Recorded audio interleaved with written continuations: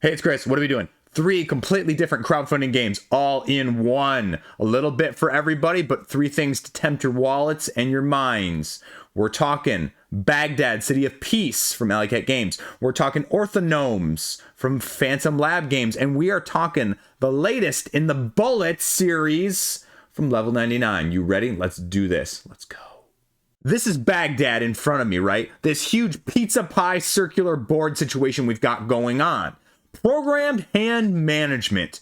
Did you remember the game last year, Emberleaf from City of Games? It has a similar card action programming vibe in the sense that you're going to be taking these cards from your hand, choosing one on a turn, and then playing them in front of your little tableau. And as they move along, you are gradually, eventually going to be able to reap their benefits when they fall off. However, along the way, as you have 3 of these cards out here potentially on a round by round basis in about a 7-round game, depending on the player count, well, you're going to be having to mitigate, action manage, resource gather, as well as manipulate in a Feldian style point buffet situation to determine how well in focus you can be with more of a Euro game feel. This center rondel-esque vibe with multiple different elements layered around the outside are going to give you different ways to score, different ways to gather, but ultimately not know how well you did until the end of the game. No in-game score tracking going on. You better just be better than everyone else or cross your fingers at the end.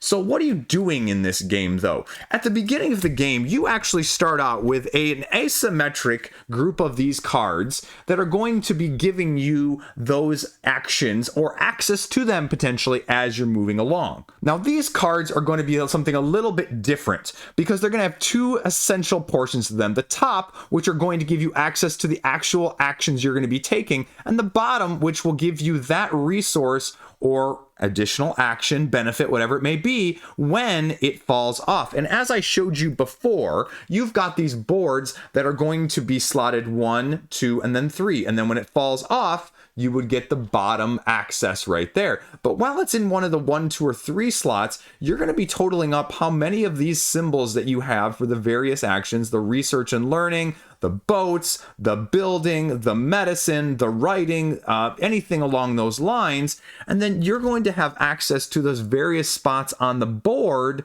depending on how much of those symbols that you have obtained at any one time. And as I said, these are going to be shifting along, and as you're drafting new ones at the end of every turn round, you will then have a changing up of a round by round basis how many you have of these, which is going to give you more or less access to them depending on where you're physically at, but also thought-wise, as well as you're navigating these essentially 5 different sections of the board. Now let's talk about the player boards here for a second, because this is also going to play a large role. You're going to be taking workers from your various spots and having these buildings, for example, that are there that you're going to be drawing off of these boards to mark on your individual parts of the board which ones are yours, because you're going to be building tiles around the center track here. You're also going to be building the center citadel off of the cube pieces around the outside here, which are going to be of various shape, size, as well as cost. If I can actually hold it here. So those are going to be pieces that you're going to be building in the center along the buildings of the outside, in addition to claiming and maneuvering in the other 3 different quadrants as well. Now we'll take a half step back and let me explain to you the phase, the order of an actual turn. So the first thing you do is, if you have one of these workers already out, you would slide it to the next spot on the board, so the whole chain combo goes along. Then what you're going to do is just play another one and determine then what symbols are present in each of these 3 slots, because that's going to determine what you can do in the next action phase part of the system. We rotate the board here because, as you may have seen, or as I mentioned, one of those is a particular phase is moving the boats, and this is the boats in the canal section over here on this side of the board. And what you do essentially is, for every many boat symbols that you have, you get to move your boat along the way, stopping, gathering resources as you may go, and then eventually getting to a port. But you can only choose one direction to go down. So you have 4 potential areas that you're going to be eventually ending up at. And the earlier you get there, the more points you're going to get, which is going to give you a different modifier potentially later on, because you also are going to get these sort of tiles that are scattered throughout the different quadrants that are going to give you different end game bonuses based on, for example, in this case, the number of night cards that I have drafted, which we'll talk in a second, or actually not drafted, but completed. I meet their requirements, because we'll talk about the cards in a second, but there are 2 types of cards, the days and the nights. The days are the resource ones, like the starting ones that I showed you. The night ones are end game scoring victory points that you have to meet the conditions for. Again, buildings, pieces of the citadel, and you have so on and so forth. A healing of the sick folks, and then again, building of the actual city tiles around here. And so those are randomly distributed for the ports. And then there's also ones in the citadel section of things that you will be getting depending on if you allocate or grab pieces from there in order to build them here. But the tricky part with this is you may actually get your boat to the end, and bonus action is to get another boat out there. And that's also going to be in addition to the favor that you're going to be gathering, which is another like wild resource, which you can use to convert into lesser available resources like gold in the first place. Then subsequently, after you do that, you move your vizier. And I have a vizier right here. And the tricky part about the vizier is that it's just going to go into one of these 4 quadrants. As we shift the board back over into camera, you can see that it's made up of 4 quadrants right here, if I don't move too many of these tiles, because what you're going to be doing essentially is the main crux of what your vizier's trying to do, is you're going to be going and doing one of the actions that are pertinent. You can lay them in the buildings, you can lay them in the tiles, you can go over and build other things off the side quadrants here, which we can talk about in a second. And this is going to be the main feature, because you're going to be putting this in a quadrant and then taking an action in subsequently that quadrant potentially.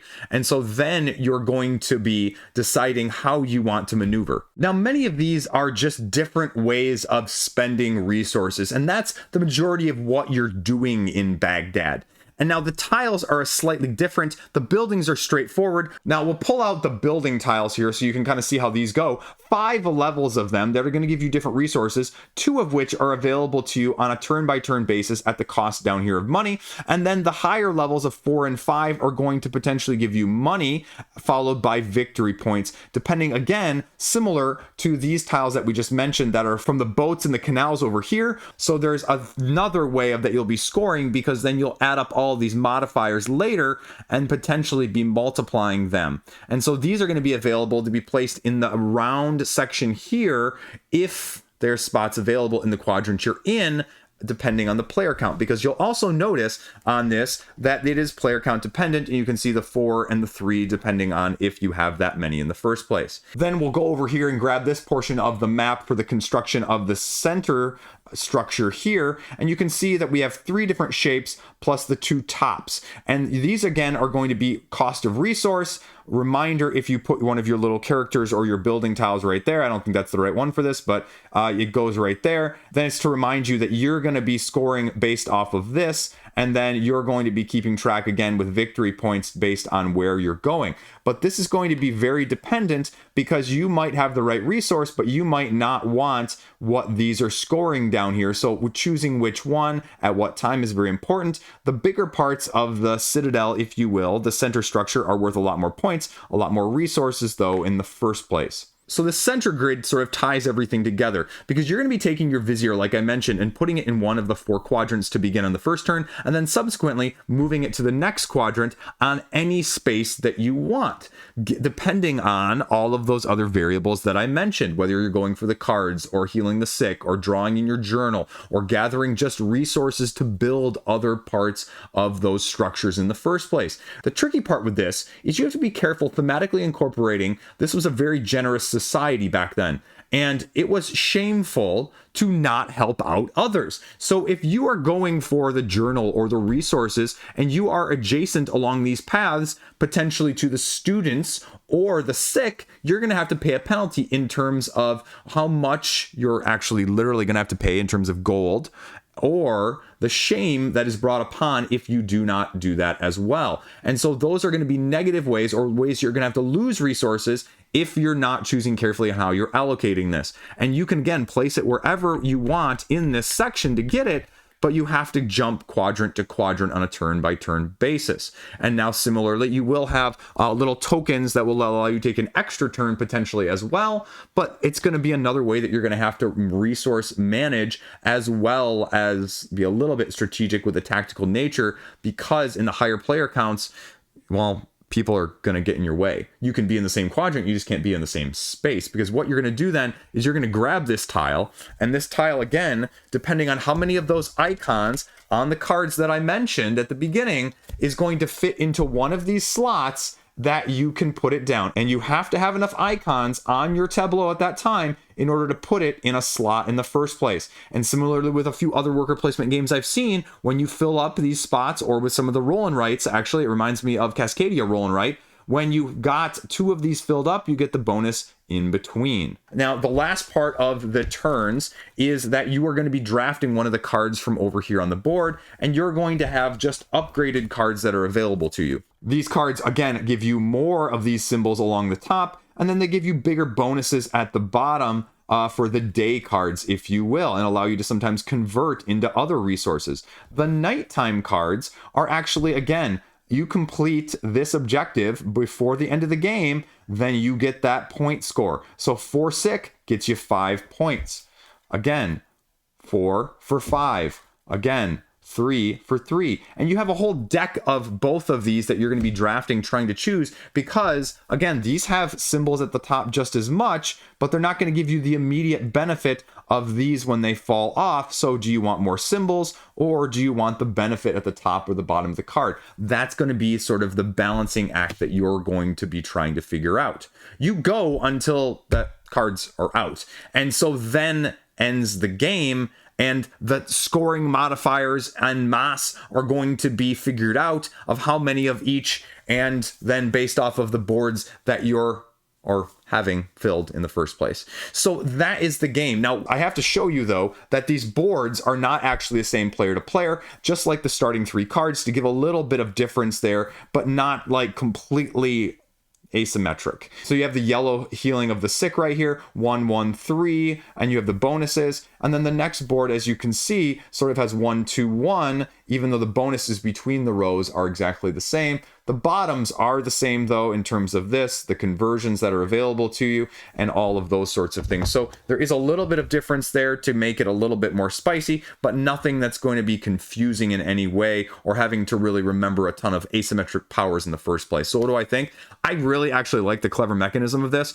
though truth be told, I have to say the mechanism of moving this around is potentially a little bit analysis paralysis. You cannot take tiles that you cannot fit, but you ultimately may also be ending up with tiles that are negative, because you may be looking at that going, Chris, well, I'm just not going to place one down next to a student or a sick person in the first place. Well, your options, as these get laid out randomly at the beginning of the game, with the starting ones and then replaced slowly as you're going along, drawn from a bag, is that you just may not have a whole lot of good options, or you may have tons of good options depending on what quadrant you're in. So the moving of the extra space with this little tile may become super important, because that may be the only way you mitigate to a space that you actually need. Or at higher player counts, you also just may not be able to adjust that whatsoever, because the space or 2 that were available are occupied by other players. And again, the availability of that in all of these quadrants is going to be the similar dynamic issue, and which is why I kind of feel like I like this game at a little bit of a lower player count, because it gives me more space. I'm not a person who enjoys getting out of my car with this much room between the cars. I like space in decision making. I like space on the board. I like space in the boat section of things. I like the space of having my options in these other areas. And it's not that it's going to get in your way, but again, similarly with the card drafting from the tableau that's out there, it is going to not get you your first choice because of more players going around between you and you again. But the great part about this game is the action tableau system at the top of these cards, of having to choose which ones I want out when, which then dictates some of the influence I have out here in combination with the resources. And that's where the analysis paralysis is going to come in a little bit heavier, because you're really going to have to be focused. Although it appears that you're going to have a lot of turns in this game, you really don't have as many as you would like.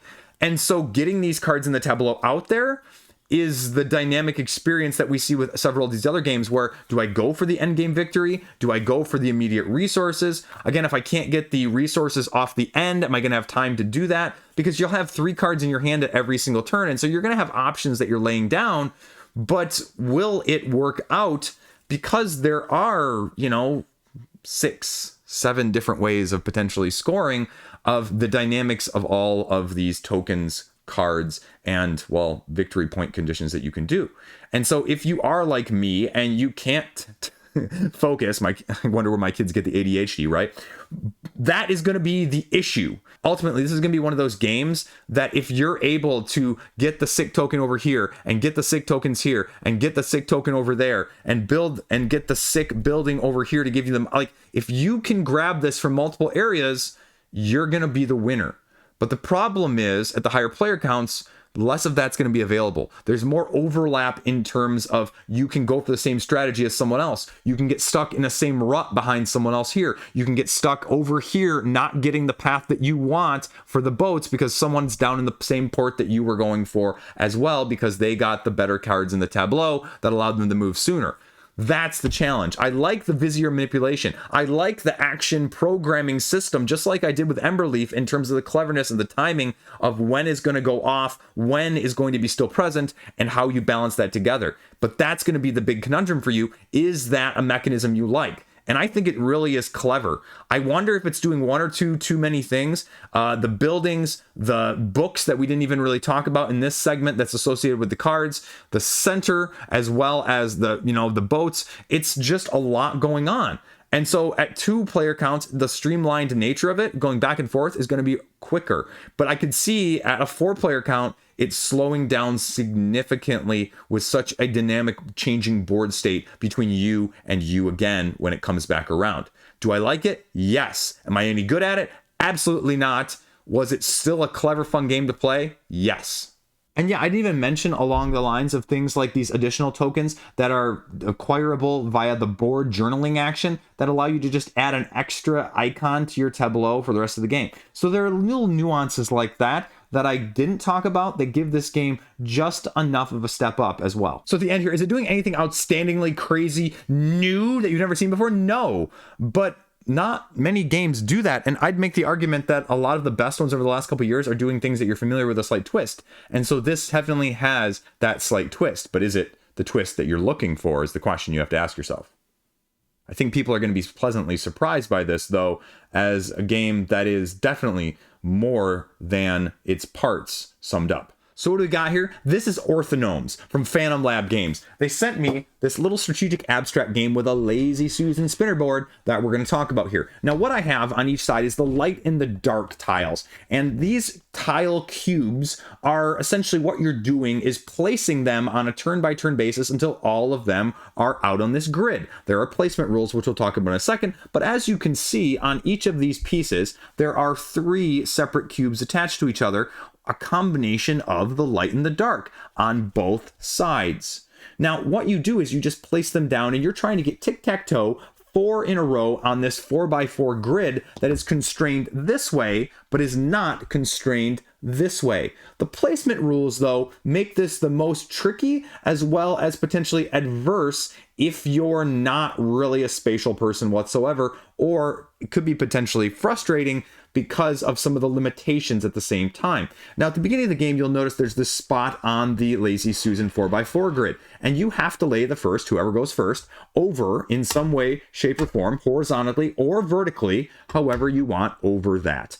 And how you're going to be scoring at the end of the game for a spatial placement is you're going to be looking at this board or this structure at the end from top down, as well as from this side, this side, this side, and this side to determine if you have 4 in a row, no matter the amount of depth that is present, but just that it makes that picture, if you will. And you just go until you place all of these down back and forth, overlapping, overlaying, with one caveat. If it ever falls, other person wins, gets points. And so then you just have to play, though, as a spatial arrangement, these down as you're going, and you cannot play in parallel over next to it or on top of it like that. You have to lay on a turn-by-turn basis in an orthogonal manner, up, down, left, right, by 90 degrees. Now, how you place it adjacent to another one down in a 90-degree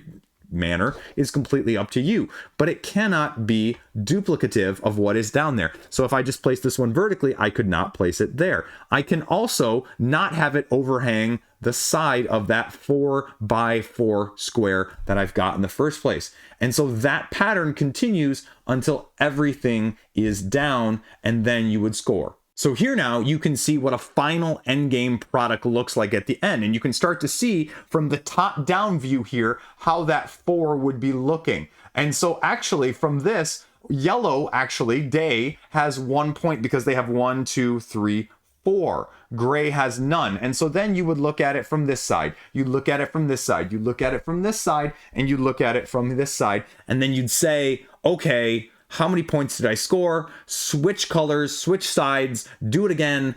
Most points wins. That is the game in a nutshell. So what do I think of it? Again, I think it's clever. I think it's nice, but I'm also concerned that because there are just so many ways of putting this down, and the not parallel issue is essential to the game, but also makes it a little bit finicky in terms of what you're doing. It's one of those that if you're an abstract lover with patience, it's going to be right up your alley. But if you don't have any patience for this, this one is going to wear very thin very quickly in that regard. And I can see people, well, passing on it from that sense. I mean, the Lazy Susan is really nice, so you can see kind of where things are at. So you can kind of do one of these situations and kind of see, okay, well, again, up, only three, up, turn it around, up, 3, 3, 3. So you're going to have to be looking at all of those, and how attention you are to detail and strategic is the potential there. But you can also just get kind of lucky because the other person doesn't see something, or you see something that the other person doesn't, or you just completely miss it, and you can score that way, but you can also just be blocked that way. And I mean, again, the blocks all having different color spatial arrangements really works. But again, it's really difficult to plan accordingly and plan ahead like you want to in a lot of these abstract games, because you're never sure what the overlapping situation is going to be. And so from an abstract game pure perspective, that may be more frustrating than helpful. If you go into this with light whimsy, and I like spatial puzzles in the first place, and, you know, tic-tac-toe 4 in a row situation, you're going to like this. But otherwise, this could also be a very frustrating 5 to 10 minutes for you at the same time. So I'd like it, but it's a very reserved recommendation unless this is really your vibe. Otherwise, if you're dabbling or looking at abstracts, I would pass on this one in a heartbeat. So last up on this video, but one that I've been meaning to talk about, and this has given me the perfect occasion. In case it's not clear, we're talking about Bullet with the launch of their crowdfunding campaign, Orange Plus, and then the fan expansion, and then the big box storage. And as you can see here in front of me, I own literally everything for Bullet, right? The promo and the Dice Tower promo and all of the expansion content. I don't even have these open yet. But now they sent me a preview copy of the latest character, one of the latest characters from the upcoming expansion, so that I could just talk you through it. And I'll have some images blown up here in a second. And in case you're not familiar with Bullet, right? I have a little setup in front of me, and I'll run you just through the briefest views before we talk about Violet Flowers, the character that I got to try out. And as one of the best games of all time, you play essentially your favorite mode: competitive, cooperative, team-based. The basic gist of this game is a 3-minute, frenetic, fantastic, crazy real-time experience of drawing bullets from a bag and then having to allocate them on a tableau in front of you, or your sight as what it's known. And you're going to be having these little numbered tiles that are going to be essentially down by the number from the top, count-wise, and then just trying not to let them get to the bottom, which is going to then deal you damage to your character. Take enough damage and you lose. You just have to lay them out according to the numbers in the spots. So this would be 2 spots down. Then I put a green 1 down, and then a red 1, 2. And so you just press your luck until you feel like you want to use one of those patterns to try and manipulate them, match them. Blue 1, 2, 3. and then blue 1, 2, 3. And this is what happens when you already have one out there. 1, 2, skip a spot, 3. And so that's how things are going to be slowly down there. And so you're going to have a deck of patterns here that are available to you that through the use of your action points, each on a round by round basis, you'll have access to these in order to manipulate the tiles in the first place in order to eliminate them. Or in this case, Yoongjak Kim's here a little bit different because this one actually manipulates more to the sides of the board, as you can see here, with the dotted circles actually representing spaces that have to be empty that you're manipulating them to and from. But a lot of the other characters are going to have other icons on them in the patterns that will say, okay, you need to have a specific number here, then any tile here, and this then eliminates the 3 above it. And so as you're eliminating these tiles off of your site, they're getting sent to other people in between rounds. And so gradually you're going to be having your bag fill up because you're going to gradually also on a round by round basis have the intensity track move up in terms of how many you're gaining no matter what other people send to you. And you just rinse and repeat, and all the characters are asymmetric in how they're managing the site and how you're managing the tiles. And you have incoming abilities that you can sort of mitigate with as well as adapt to, and well, that's just the fun of it. Now the boss mode is something different because then essentially what you do is you flip over one of these character cards to their other side, and it then says, as you're looking on this side, what their ability is: 1 pattern, 1 shield. When a heroine loses, all heroines lose in that case. But what that means is that you're changing up the dynamics that are available to you, because then you take an active pattern for only the bosses that each player has to match, or else they suffer the consequences. And in this case, the consequence for this pattern being up is that you would have to move 3 different bullets down simultaneously if you did not have 3 bullets in this pattern. And then if in the boss mode, you're again getting these bullets out of your sight, you are then required to send a certain amount of them to break the shields of the boss, which then triggers bad effects until you can get all of the shields taken out and eliminate the boss.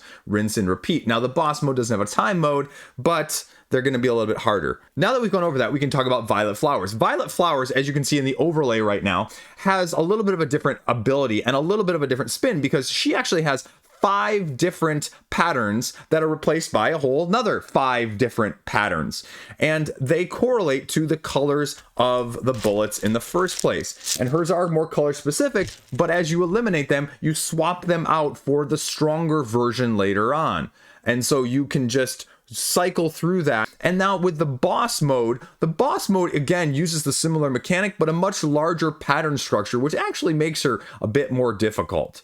This is one of my favorite games of all time, and I just can't not put that out there as a disclaimer, right? All of these, none of these were sent to me. I have bought all of these as backer and at retail. So when I say that I love this game, I love this game.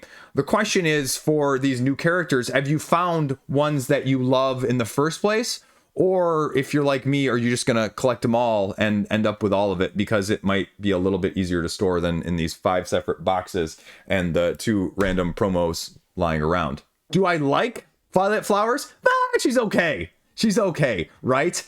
But that's the great part, is you find a couple of these, and with the fan stuff as well as the Orange Plus, which Orange is a freaking great expansion. I would start there if you don't have anything else. You pick up Star, you pick up Heart, and then you pick up Orange. And then maybe you get Pawn Palette, and also you see what we've got else in store for us in this crowdfunding campaign. So I freaking love this game. I recommend it hands down if you're any taste like me, or if you like real time, even if you don't like real time. This, encapsulates why I love games in the first place, right?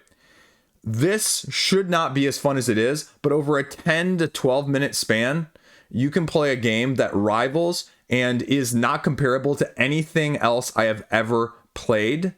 And the tension and the dynamics are incredible. Competitive is the S tier of all S tiers. The boss mode is great because it also levels the competitiveness. But for me, the rush of firing these off at someone else, even though invariably sometimes the cycle of passing them is not equal if you have different experience levels. But the creativity reminds me of Summoner Wars 2 and the fact that you find the characters that you love and you see yourself get better with repeated meta play. in terms of how you can organize the patterns, drawing more, manipulating more, shooting off more, mitigating more. And it just is one of the smoothest, most frenetic, chaotic, and enjoyable experiences I have in my collection. And I have no doubt that level 99 is going to kill it with these expansions too, just based off of what I've seen with Violet Flowers here. So, there you go. That's all I got. Stay classy. Have a great freaking fantastic day. Subscribe if you like this. I have a Patreon too if you want. Peace out.